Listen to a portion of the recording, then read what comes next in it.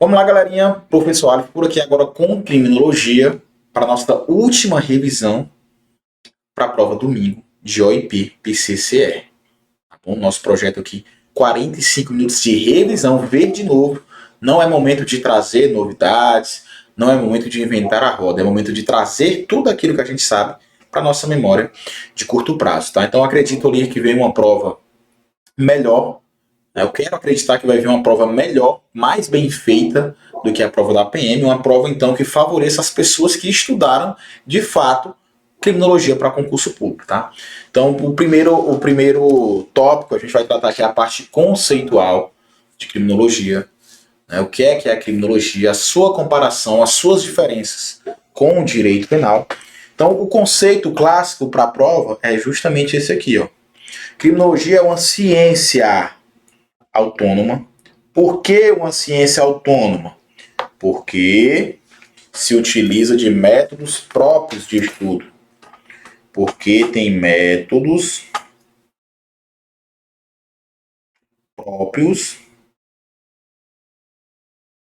de estudo. Isso começou com Lombroso, com a obra O Homem Delinquente, em 1876. Passou a ser uma ciência autônoma, criando-se, dando início, o marco inicial da fase científica da criminologia, que se utiliza do método empírico, experimental, indutivo, ou seja, parte do menor para o maior. Ok? Empírico porque se baseia na experiência. É uma ciência do ser as coisas como são de verdade, diferente do direito penal, que é uma ciência do dever ser. E ela é interdisciplinar. E interdisciplinar que vai além do que é multidisciplinar. Então a criminologia, além de multidisciplinar, ela também é interdisciplinar, que tem por objeto de estudo o crime ou o delito, criminoso ou delinquente, vítima e o controle social. Com a finalidade, com o escopo, com o objetivo de prevenção e controle da criminalidade, a partir da experiência da observação, observação do que é real. Busca compreender, explicar e mudar a realidade criminal. Serve também como base para outras ciências, como o direito penal e na criação de tipos penais. Então, a criminologia ela vai auxiliar a política criminal com políticas públicas, o que deve ser feito, vai auxiliar o direito penal com um novo tipo penal, por exemplo, aquela época que houve o vazamento das fotos da Carolina Dickmann, criou-se a lei Carolina Dickmann. Por quê? Porque foi observado que isso já estava acontecendo com uma tendência maior. Aí quando aconteceu com uma pessoa famosa, pronto, estourou, né? Então foi criado um novo tipo penal. Então ela é uma ciência autônoma, empírica, indutiva e interdisciplinar, porque ela está se relacionando com outras disciplinas. Sociologia, psiquiatria, medicina legal, criminologia, criminalística, direito penal, política criminal. Então tudo aqui, ó, interligados, que tem por objetos de estudo crime criminoso, vítima e controle social.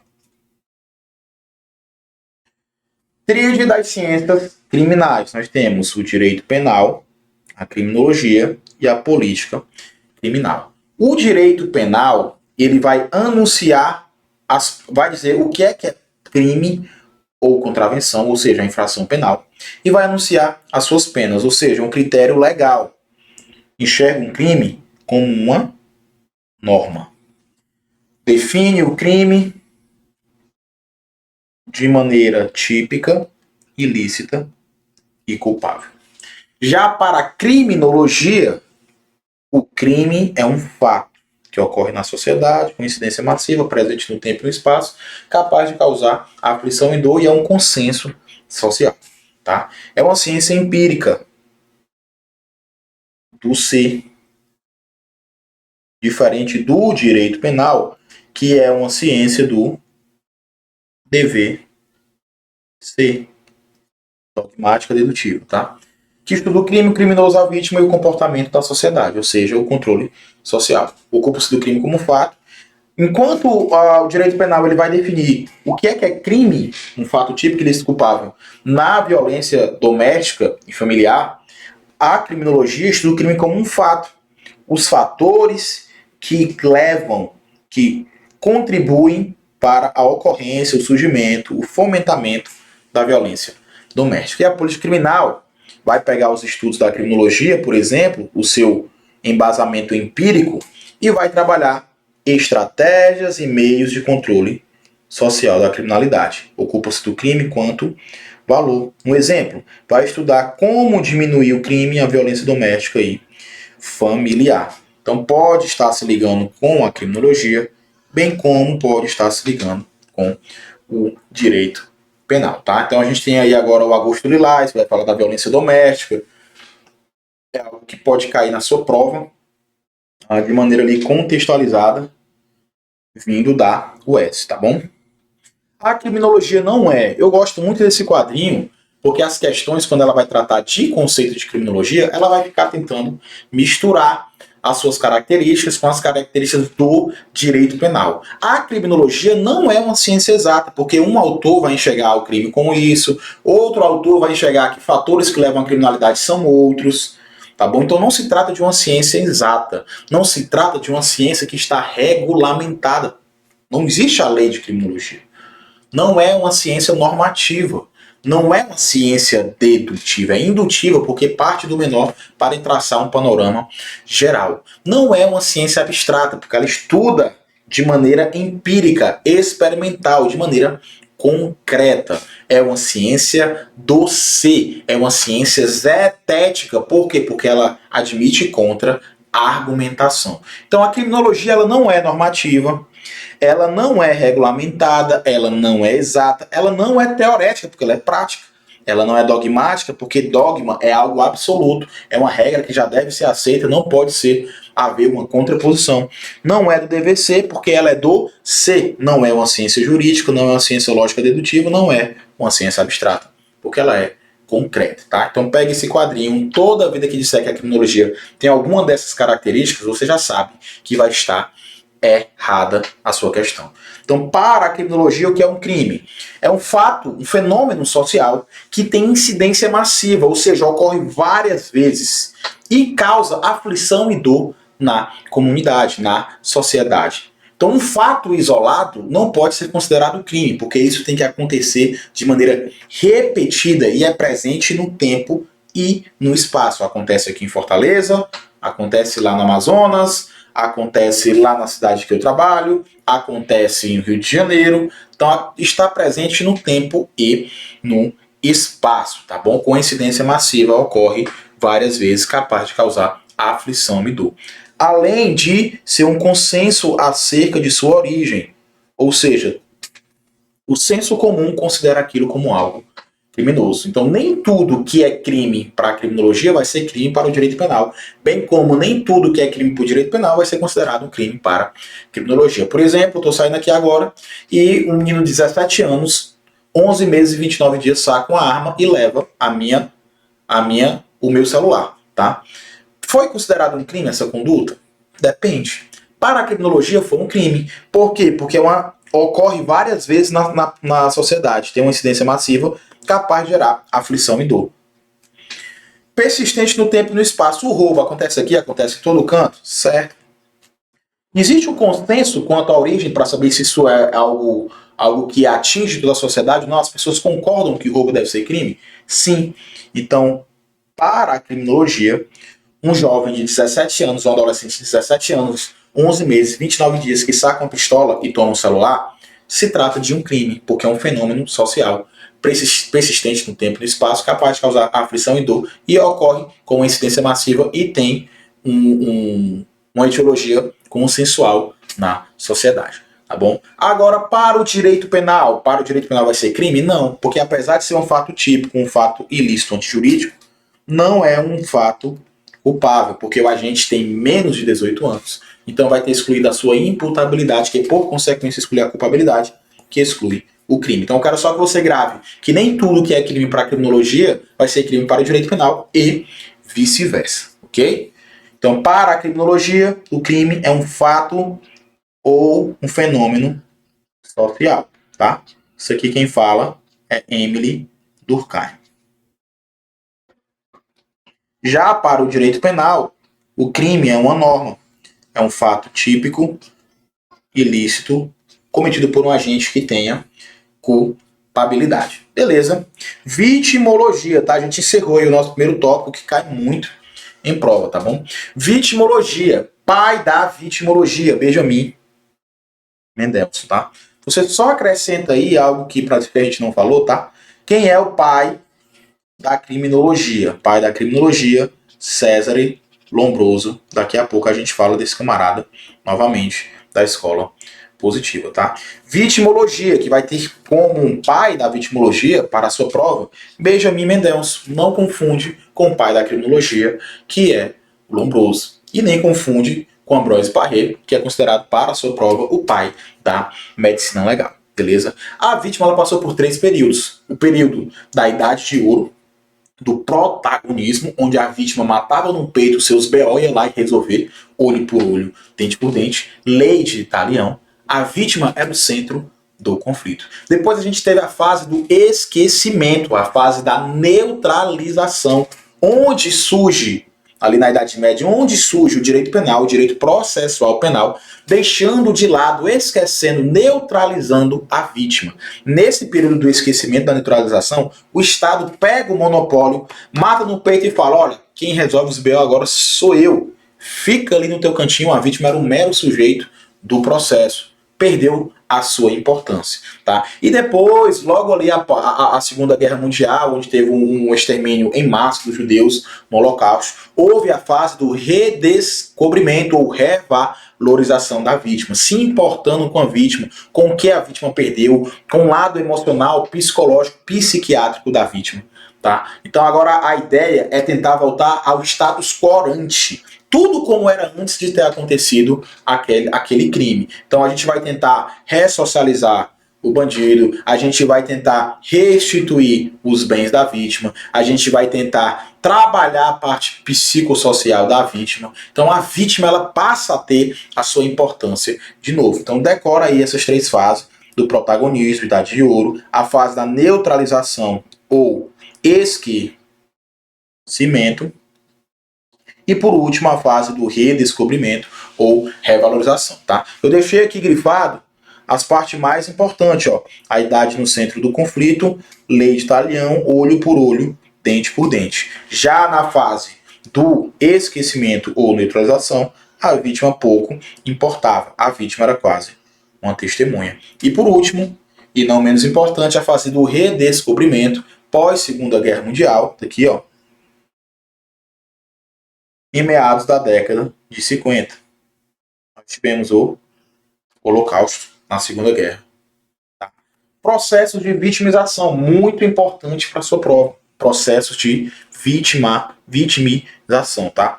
Vitimização é todo aquele processo que a vítima passa, desde o momento que acontece o crime, até passar pelo processo e após o processo. Então, a vitimização ela vai se dividir em 3 períodos, tá? A vitimização primária, secundária e terciária. A vitimização primária é o próprio ato criminoso, trazendo aqui o exemplo do crime de estupro, tá? Crime contra a dignidade sexual. No momento do ato, no momento do estupro, ali acontece a vitimização primária. No momento do ato, quem comete? O próprio criminoso, tá? No ato, quem comete? O próprio criminoso.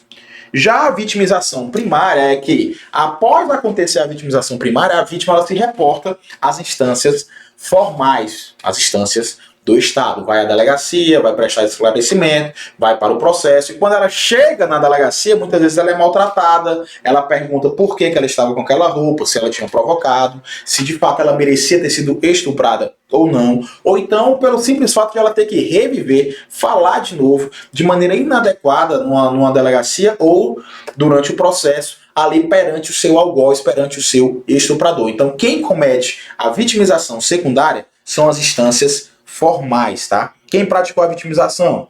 Instâncias formais, tá bom?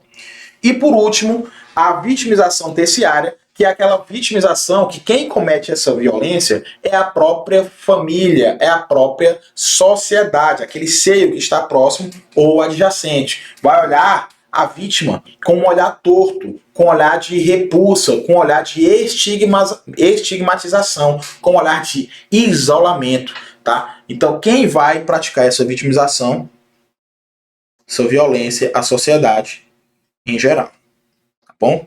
Então, você muito atento na sua prova, porque isso aqui é clássico de prova. Você vai prestar atenção, falou em vitimização primária, é o próprio ato criminoso. Falou em vitimização secundária, é o Estado fazendo que a vítima reviva todo aquele processo que ela já passou na vitimização primária. E a vitimização terciária é aquela praticada pela própria família, pela sociedade, pelos amigos do trabalho, pela vizinhança, ao olhar a vítima com um olhar de estigmatização. Beleza? Síndrome de Estocolmo, Londres e mulher de Potifar. Síndrome de Estocolmo. Você vai lembrar do La Casa de Papel, onde as vítimas ficam com uma afeição, têm um sentimento positivo pelos seus algozes, tá? Então, na Síndrome de Estocolmo, a vítima cria laços afetivos, laços positivos, sentimentos positivos pelos criminosos, as pessoas que estão lhe fazendo mal. Síndrome de Londres, o contrário. A vítima ela começa a se rebelar, a vítima ela começa a entrar em conflito com os algozes, com os criminosos, o que é algo perigoso. E por último, mulher de Potifar, que é uma figura bíblica, a mulher que não aceitando o fora que ela tomou, ela vai lá e prepara uma casinha para pegar o caba. Tá bom? Vai inventar, vai dizer que foi estuprada, vai dizer que foi agredida, só para derrubar o cara. Então, Síndrome de Estocolmo. A vítima tem sentimentos positivos pelos criminosos. Na Síndrome de Londres, adivinham, a vítima tem sentimentos negativos pelos criminosos. E, para finalizar, mulher de Potifar é aquela mulher que prepara uma cilada para incriminar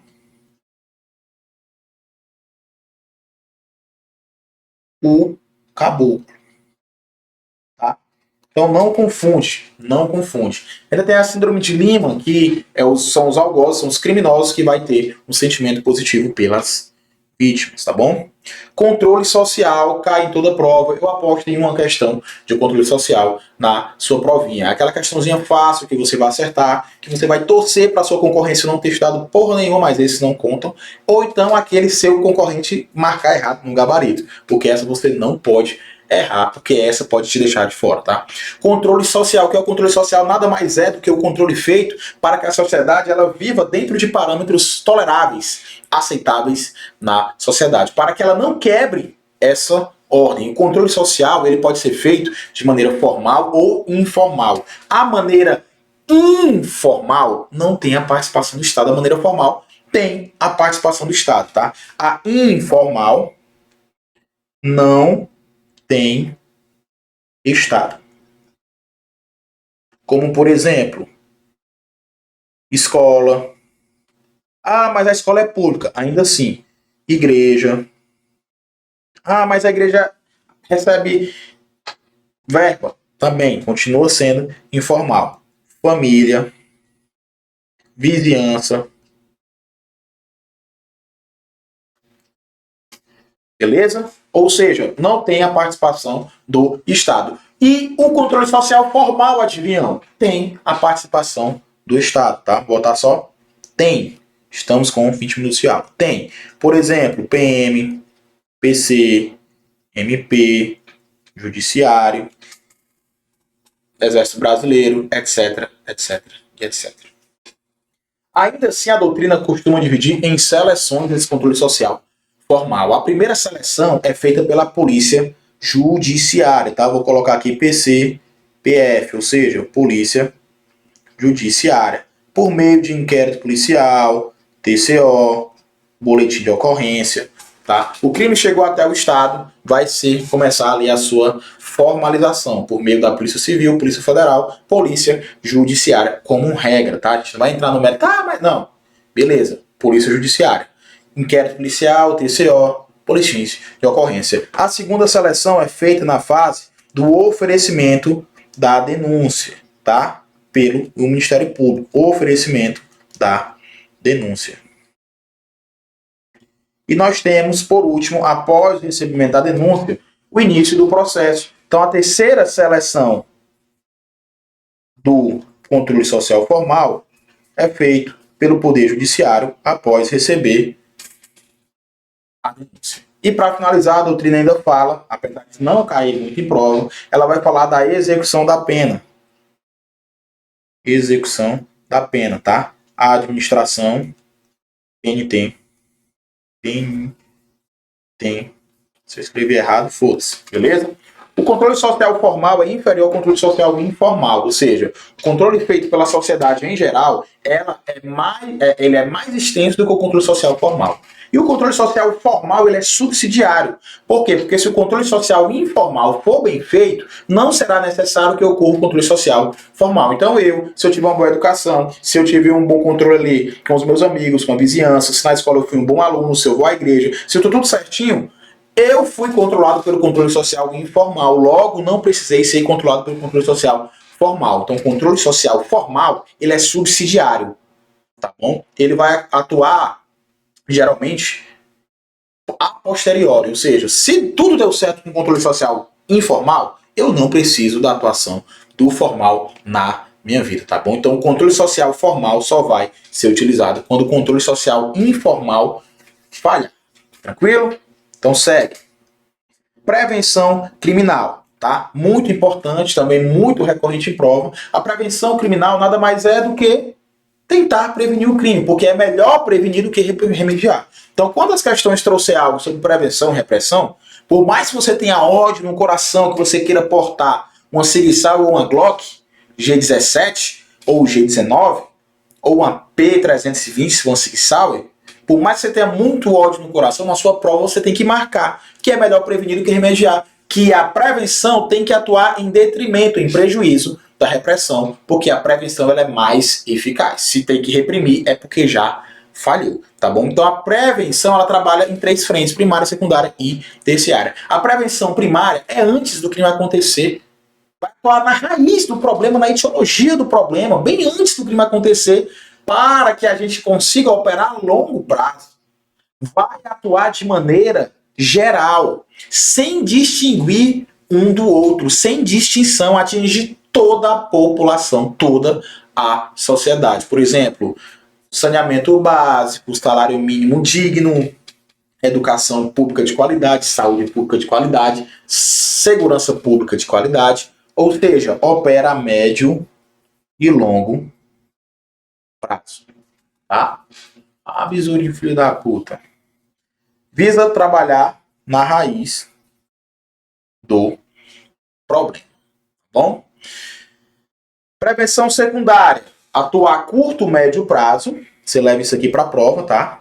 E vai trabalhar em cima de locais ou pessoas determinadas. Pessoas que estão prestes a cometer o crime ou atuar sobre pessoas que estão prestes a sofrer desse crime. Ou seja, grupos determinados que estão propensos a praticar ou vulneráveis a sofrer do crime. Atua tanto em locais como a grupos determinados. Então, por exemplo, se um crime começou a acontecer em determinada localidade, por que a polícia criminal vai entender?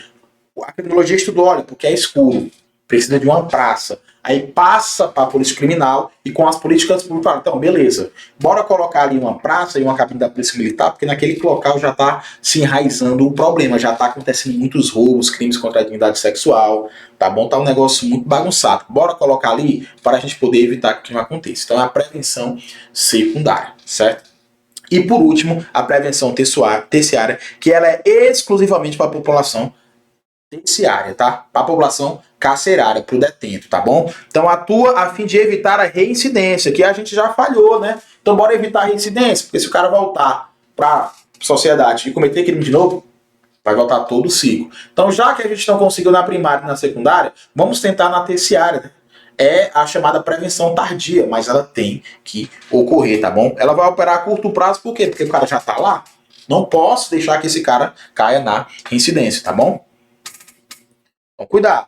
Nada impede, tá, que o Estado ele deve atuar nas três frentes, na primária, secundária e terciária. Porque enquanto está trabalhando na raiz do problema, na segurança pública, na saúde pública, no salário mínimo digno, em todas as assistências sociais, ao mesmo tempo vai estar trabalhando na secundária, com grupos determinados para cometer o crime ou sofrer desse crime, bem como as localidades, tá bom? E aí, mesmo que aconteça a primeira e a segunda, vai ter gente presa, então a gente vai ter que trabalhar esse pessoal também. Então o Estado, ele deve atuar nas três frentes de prevenção, tá? Bem como a sociedade tem que estar ali auxiliando. História da criminologia, agora a gente vai entrar nas escolas, tá? A gente começa ali pelas escolas tradicionais, escola clássica e a escola positiva, tá bom? A escola clássica, ela traz algumas premissas, a escola positiva, ela traz outras premissas totalmente diferentes da escola clássica. Então a gente vai botar um para um lado, o outro para o outro, para que a gente consiga acertar e identificar na hora da prova, tá bom? Veio a escola clássica, ela vai surgir ali em contraposição, tá? Vamos começar só falando que só pra gente separar. Fase pré-científica, a escola clássica, tá? Desde a antiguidade até o marco da escola científica. Qual é o marco da escola científica? O marco da escola científica, da fase científica, se deu com César e Lombroso, com a obra O Homem Delinquente, tá? Lombroso passou a usar a ciência em seus estudos, o método empírico. Então, a partir daqui de Lombroso, passa a ser uma ciência empírica, uma ciência autônoma, dá início à fase científica da criminologia. E antes disso, adivinham? Antes disso era a fase pré-científica, tá? Então veio primeiro a escola clássica, também chamada de escola retribucionista. Porque retribucionista? Porque era a finalidade da pena, a finalidade retributiva. Não tinha nenhuma finalidade além de retribuir o mal que foi causado de maneira proporcional, tá? Então, ali no período da Revolução Francesa, os iluministas, tá? Em contraposição ao regime absoluto do Estado, surgiu a escola clássica, aqueles pensadores pedindo um direito penal mais justo, umas penas mais claras, taxativa, uma pena que seja justa, que ela seja humanizada, tá bom? Não sejam apenas cruéis, que não haja tortura durante o processo, que não haja tortura durante a investigação. Então as premissas do nosso direito hoje, o nosso direito fundamental, boa parte, a maioria da parte se deve então à escola clássica, tá bom?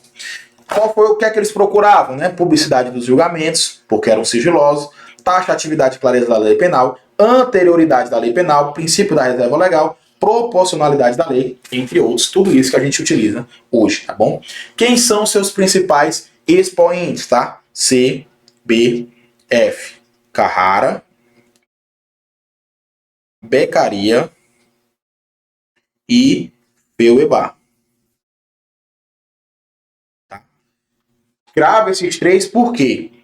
Porque ele pega e coloca que é o Ferri, coloca que é o Lombroso, enfim, ele fica fazendo esse trocadilho que tanto a gente já falou. Então, cuidado, as premissas da escola clássica, tá? A escola clássica, ela utilizava do direito penal. Então, todas as características, quase todas as características da tecnologia era igual à do direito penal. Então, a escola clássica, ela utilizava o método lógico dedutivo, ou seja, abstrato. Enxergava o crime como um ente jurídico, tá? Enxergava o crime como um ente jurídico. Tá aqui, ó. Tá bom? Acreditava no livre-arbítrio. O indivíduo, ele pesava os prós e os contras, tomava a sua decisão de maneira livre e espontânea. Livre-arbítrio, ou seja, negava o determinismo. Fatores externos não contribuem para a decisão do indivíduo. É uma decisão que parte de dentro para fora. Livre-arbítrio, tá? Então, CBF, Carrara, Beccaria e Feuerbach, inspirado no movimento filosófico iluminista, procurou estabelecer limitações do poder punitivo do Estado como garantia, a humanização da pena, pena previamente estabelecida é uma pena justa. Qual é a função da pena? Retributiva e intimidatória. Tá bom? Finalizando a escola clássica, a gente entra agora na escola positiva, que ela surge em contraposição à escola clássica. Ela chuta, ela refuta, ela nega tudo que a escola clássica dizia. Tá bom? Então, a escola clássica, ela já entra negando o livre-arbítrio. pois acreditavam no determinismo. Importante isso aqui, ó. Fatores externos contribuem para a decisão do indivíduo. Então a gente vai ter ali o determinismo antropológico de Lombroso, ou biológico, o determinismo social de Enrico Ferri, que é discípulo de Lombroso, e para finalizar, o Garófalo era o determinismo jurídico. Qual é o nosso bizu? LFG, que é a sigla de Luiz Flávio Gomes, um grande jurista, um dos maiores, quiçá o maior jurista que a gente já teve, tá? Então, assim, que Deus o tenha, Luiz Flávio Gomes, que faleceu na pandemia, tá bom? Hoje, se a gente está estudando aqui online, boa parte se deve a esse camarada, tá bom? Então, LFG, Lombroso, Ferri e Garófalo, tá? O Lombroso ele vai trazer ali a figura do criminoso nato, né? Então, cuidado, que cai em questão a classificação dos criminosos, a gente vai ver aqui. Então, a escola positiva agora ela passa a ser uma ciência, ela utiliza um método próprio, ela se aproxima da realidade com experimentos. O Lombroso vai na cadeia, começa a estudar o tamanho da orelha dos caras, o tamanho dos braços, o tamanho de tudo, largura de narina, tamanho de orelha, curvatura. Ele vai na frenologia, o tamanho do coco do cara. Ele começa a estudar de maneira próxima, antropométrica. Ele faz medidas e fala: olha, a maioria é nega, a maioria tem as costas curvadas, a maioria tem a narina larga, a maioria tem os lábios finos ou os lábios grossos, enfim. Tá? Ele vai estudar tudo isso de maneira próxima e de maneira indutiva. Ele parte ali do menor para trazer um aspecto geral. Então você decora que a partir daqui a criminologia ela passa a ser uma ciência autônoma, ela passa a ser uma ciência empírica, ela passa a ser uma ciência do ser. Ela começa a focar no criminoso. O foco do estudo está no criminoso, não mais no crime, como na escola clássica. Ela refuta, chuta, joga para longe o livre-arbítrio, porque agora ela acredita no determinismo. Determinismo antropológico de Lombroso, determinismo social, sociológico de Ferri e determinismo jurídico de Garófalo. Tá bom? Então, muito cuidado, não deixe trocar essas informações na prova, fica atento, tá bom? Falou de livre-arbítrio, escola clássica, falou de determinismo, escola positiva, falou de Lombroso, escola positiva, tá bom? Então, não confunde, pelo amor de Deus, tá? Então, tá aqui, ó. Escola positiva, LFG, Lombroso, Ferri e Garófalo. Nascimento da criminologia como ciência, o homem delinquente de Lombroso, que é considerado o pai da criminologia. Centraliza os estudos em quem? No delinquente, não mais no crime, não mais no delito, como na escola clássica. Agora se utiliza do método empírico, indutivo experimental ou indutivo quantitativo, rompendo o método dedutivo da escola clássica, tá bom? Fenômeno natural, determinismo, negativa do livre-arbítrio. Agora a pena não tem mais uma função geral, não tem mais uma função de intimidação geral e não só de retribuir, tá? O foco agora, a finalidade da pena é na prevenção especial. Lembrando que a prevenção especial é voltada para o preso, tá bom? Fazendo a recapitulação, nós temos a prevenção geral, que é para toda a sociedade. Nós temos a prevenção especial, que é voltada para o preso. A prevenção geral ela pode ser positiva ou negativa, a especial positiva ou negativa. Quando eu venho com uma abordagem positiva, aí é uma positiva, tá? Então vamos lá, sociedade, geral. Eu vou criar uma lei. Então, pessoal, vamos ficar tudo em paz, porque ficar na good vibes é melhor para todo mundo. Tu não mexe comigo, não mexe contigo, tá? Então essa prevenção que a gente está fazendo é de boa, é para todo mundo. Prevenção geral positiva. Agora você fala, olha, não faça isso, porque se você fizer isso, você vai ser preso, você vai ficar lá apodrecendo, você vai para o inferno. Esse tipo de abordagem negativa vai trazer uma abordagem para todos da sociedade, todos, só que de maneira negativa. Então é uma abordagem, uma prevenção geral, negativa. Agora, se voltado para a pessoa do preso, meu bichinho, vamos trabalhar na sua ressocialização, tá? Vamos aqui fazer umas costuras, vamos fazer uns papel aqui, vamos fazer uns origami, igual os presos faz lá, né? Vamos fazer um negocinho aqui para você trabalhar, você viver honestamente, você viver dignamente, tá? Essa abordagem positiva, voltada para o preso, vai ser uma prevenção especial positiva. Agora, quando você prende, inoquiza, isola, segrega, fica ali no quartinho escuro, toma aqui seu banho de sol e já volta logo para o seu canto, seu animal. Essa abordagem negativa voltada para o preso, você está da prevenção especial negativa, tá? Então, bora seguir. Rapaz, que bicho, hein? Nossa senhora. Vou abrir aqui essa porta. Sai.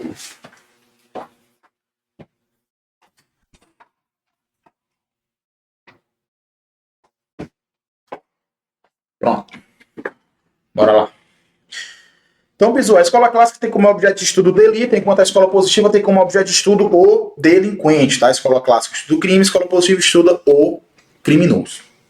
Foque nas características dos autores, tá? Classificação, criminoso nato. Criminoso nato é aquele ser que já nasce fadado a cometer o crime, tá bom? É o ser atávico, o ser primitivo. Criminoso por ocasião é aquele camarada que, embora ele não cometa crime de maneira habitual, se der um vacilo, ele vai lá e leva o seu chinelo. Tava de bobeira, opa, meu irmão, cabe direitinho no meu pé.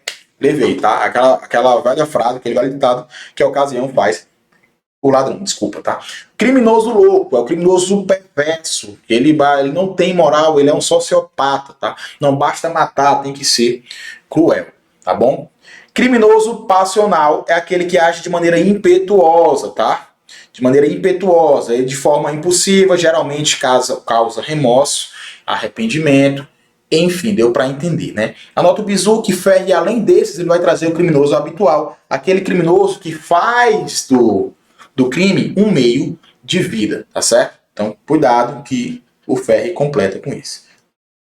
Garofalo traz a classificação do criminoso assassino, energético violento ou ladrão assassino, certo? Bora lá. Voltando aqui para o nosso slide. Olhar aqui o celular rapidinho.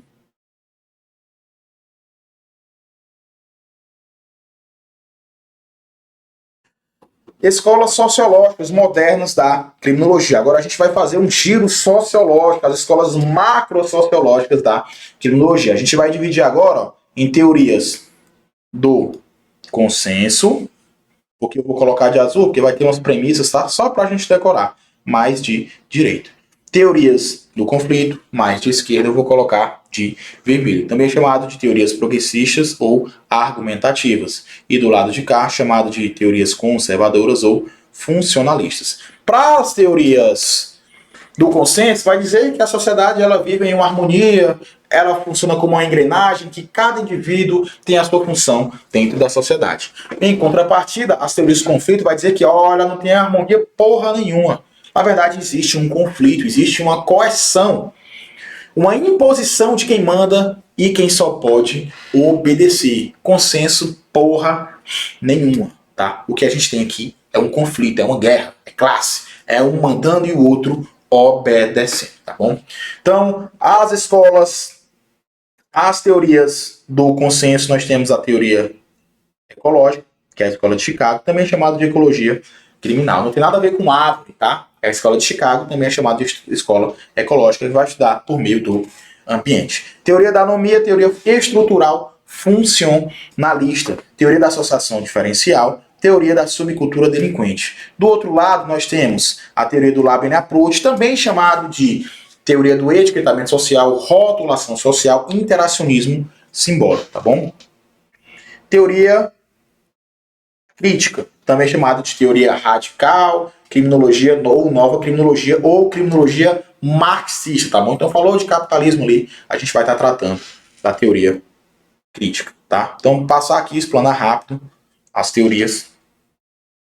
A escola de Chicago, que é o Robert Park, ela vai trazer uma ideia ali de que a cidade, o ambiente desorganizado, o conglomerado urbano, o crescimento populacional desenfreado é o que vai ocasionar, é o que vai gerar o crime, tá? Um enfraquecimento do controle social informal, a falta de consideração por conta daquele convívio que se alastrou de maneira desorganizada, tá bom? Então falou que a cidade produz a criminalidade, falou de conglomerado urbano, de zonas concêntricas, de Robert Park, desorganização social, inquéritos sociais, nós estamos falando da escola de Chicago. Teoria da anomia, Robert Park e Emily Durkheim e Merton, tá? Robert Merton. Robert Park é em cima, tá? Anomia. Ela vai falar que a anomia significa a ausência de norma, a ausência de lei. Mas para essa lei, não está falando que necessariamente não há uma lei. Existe uma lei, porém essa lei ela não funciona, causando uma sensação de anomia. A lei existe, mas ela não funciona como se não existisse. A falta de eficiência da lei vai gerar a criminalidade, tá bom? Então, para Emily Durkheim, o crime é um fenômeno, é um fato social normal, funcional, ele tem até a função. Não existe uma sociedade sem crime. O crime é inerente a toda a sociedade. Se uma sociedade não tem crime, ela é uma sociedade primitiva. tá certo? Inclusive, o crime ele funciona como uma mola propulsora, a gente avança por causa do crime. Sem o crime, nós ainda seríamos primitivo, e ele tem a sua parcela de razão, porque a nossa segurança aumenta de acordo com o crime vai aumentando também, certo? Vamos lá. E já Robert Merton, para complementar, ele vai falar que o crime ele surge de um desajuste entre as metas que são inatingíveis e os meios institucionais, os meios legais que são escassos, inacessíveis. O pobre, preto, favelado, está lá, ele olha aquele carrão, ele olha aquele tênis da Nike, ele olha aquele cordão de ouro, ele quer aquela porra para ele também, só que ele não tem meios legais para conseguir. Então ele vai lá e comete o crime, certo? Teoria da associação diferencial, também chamada de teoria da aprendizagem. Um cara chamado Edwin Sandler complementando os estudos de Gabriel Tarde. O crime, principalmente, tá? O crime não é hereditário, o crime não é uma disfunção das pessoas pobres. O crime é um processo de aprendizagem, processo de interação, de validação de condutas. Então tome muito cuidado com isso, porque isso cai muito em prova. Então é esse camarada que explica os crimes de colarinho branco, que ele vai falar, olha, o crime não é inerente à pessoa pobre, ricos também cometem crimes. Certo? Então é essa teoria da aprendizagem. Se está com dúvida, volta no material teórico e dá uma olhada. E por último, a teoria da subcultura delinquente, delinquente boys, de Albert Cohen, um cara ali que vai estudar a delinquência juvenil, que é o pessoal que faz as marmotas sem ter nenhuma finalidade, sem ter um crime específico para cometer, que tem malícia na conduta, tá? Faz as coisas só por maldade mesmo. Não tem nem o negativismo, eles simplesmente vão negar a cultura que é imposta, tá bom? Então muito cuidado, dá para resumir essa teoria nisso. Já as teorias do conflito, a gente vai ter o Labeling Approach, que vai falar da rotulação, do desvio primário que vai cair para o desvio secundário. Ele vai falar o seguinte, olha, o camarada depois que ele vai preso, ele está rotulado, ele está fadado ao fracasso na vida, tá bom? Então ele vai ser etiquetado, quando ele sair ele não consegue mais ser uma pessoa boa, porque a própria sociedade, o próprio Estado vai jogar ele para o canto, então ele vai se marginalizar e vai ter o seu desvio secundário. Vai falar que a lei, a teia normativa, a sociedade escolhe os seus criminosos. E faz sentido, porque boa parte da lei, a lei, ela favorece muito as pessoas que são mais abastadas. Por exemplo, o acordo de não perseguição penal só vai atingir crimes que têm violência ou grave ameaça. Rico comete crime com violência ou grave ameaça? Não. Mas ele comete uma corrupção passiva, uma corrupção ativa, uma concussão, onde ele vai conseguir desviar dinheiro absurdo de escolas, de saúde, várias pessoas vão morrer por causa disso. Mas o crime em si não tem violência ou grave ameaça, a pena mínima não ultrapassa 4 anos, se o camarada fizer tudo lá, confessar e tal, o cara tem emprego fixo, o cara tem residência fixa, o máximo que acontece é que ele vai ficar em casa, tá? E aí ele vai preencher todos os requisitos do acordo, vai ter a sua pena extinta, não fica nem com o nome sujo. Então jamais ele vai ter a rotulação dele. Jamais ele vai ser etiquetado, porque ele não vai passar por lá, vai ser extinta a sua punibilidade. Tá? Complementando os estudos da teoria do Labeling Approach, vem a escola crítica, a escola marxista, tá bom? Que vai falar que a lei, a sociedade, ela vive por meio de uma imposição. Existe uma classe que está ali só mantendo o seu status corante. Existe uma base lá no topo, na pirâmide, que é pouco, que é sustentado pela base, que é a maioria, se vindo aos que têm mais. Os ricos cada vez mais ricos e os pobres cada vez mais pobres. Tá bom? Vai falar muito da parte do capitalismo, tá? Marxista, também chamado de teoria marxista, certo? Então a gente finaliza aqui a parte das escolas. Trouxe esse quadrinho aqui para você ler, tá? Se vier ali algo um pouco mais moderno de questões, falar do quadro resumo, criminologia contemporânea, cultural, queer, feminista e racial. Obrigação sua que eu trouxe aqui para a revisão final. E a gente vai ter a criminologia em cifras, né? O que é a criminalidade real? É todo o crime que aconteceu, tá? Então se eu tenho aqui, ó, aconteceram 10 crimes, criminalidade real. Dentro desses 10 crimes, 7 chegaram ao conhecimento, 7 chegaram ao conhecimento do Estado. Ou seja, é a criminalidade revelada. E 3 não chegaram ao conhecimento do Estado. Isso aqui é chamada de criminalidade negra, cifra negra. Tá? Só que aí o doutrinador falou, meu irmão, tá muito fácil isso aqui. Na criminalidade real são todos Criminalidade revelada é o que chega ao Estado e o que não chega é a cifra negra. Bora colorir essa bagunça aqui para complicar a vida do concurseiro? Aí ele vai e começa a colorir as cifras, tá? A cifra cinza, vou começar pela cinza. O crime foi cometido, chegou até o Estado, mas por conta que a vítima desistiu ou não deu continuidade ao processo, estancou por ali, tá? É a cifra cinza. Cifra rosa se revela em relação aos crimes contra as mulheres. Arco-íris, crimes homofóbicos. Mas algumas doutrinas vai trazer que a cifra rosa, ela se refere aos crimes homofóbicos, tá? Então a gente não vai cravar isso aqui e a questão ela também não vai entrar em conflito com isso, porque as obras elas trazem abordagem diferente. Agora eu quero que você grave a cifra dourada, que falei lá do Edwin Sutton, na associação diferencial, vai falar dos crimes de colarinho branco. Os crimes de colarinho branco que não chegam ao conhecimento do Estado é chamado de cifras negras. Ou cifra dourada, tá? Cifra dourada, cifra negra é gênero, que vai ter como espécie a cifra dourada. Bom? Os crimes de colarinho branco, bota aqui, ó. White collar. Cifra amarela, eu quero que você grave, por quê? Porque é os crimes praticados com abuso de autoridade que não são reportados ao Estado. Cifra verde, os crimes contra o meio ambiente que não chegam ao conhecimento do Estado. Cifra azul, os crimes cometidos com pessoas de baixa renda. O azul se refere ao uniforme que é utilizado pelos operários dos Estados Unidos e cometiam pequenos delitos patrimoniais. Eu quero que você leve isso aqui para a sua prova, tá? Para a gente poder finalizar, ó. Porque a UES ela é uma banca estadual, ela pode trazer algo muito voltado para a parte racial. A diferença de perfilamento racial para perfilamento criminal. O perfilamento criminal é algo positivo, é uma técnica de investigação, tá? Que é utilizado por meio de dados reais, a fim de conseguir desvendar crimes, a fim de conseguir evitar crimes. Por outro lado, o perfilamento racial é algo negativo, que vai fazer o Estado, a segurança pública como um todo, vai tratar de maneira seletiva com base na cor da pele, tá? Então é o perfilamento racial, diferente do perfilamento criminal. Dê uma lidazinha nesse quadro, porque é uma questão, é uma aposta que eu tenho ali extra, que pode vir na sua prova, tá bom? Então finalizamos aqui 47 minutos de aula, deu pra gente ver o máximo possível aqui. Caso não tenha ficado claro algo que eu falei aqui, porque eu falei de maneira muito rápida, corra para a teoria para poder entender melhor, tá bom? Então, muito obrigado pela confiança. Mais uma vez, eu acredito que todos os professores fizeram o melhor. Nós, professores, fizemos o melhor que poderíamos ter feito para vocês nessa reta final, tá bom? Muita fé, domingo é dia de vitória. Valeu!